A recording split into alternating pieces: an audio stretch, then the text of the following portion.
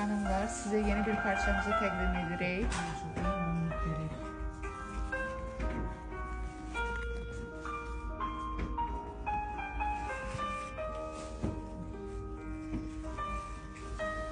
Çok maraqlı, çok güzel.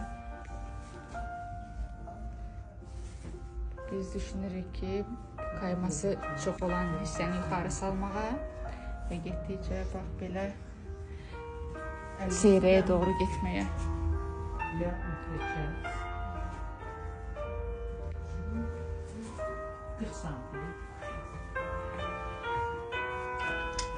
Türk malıdır.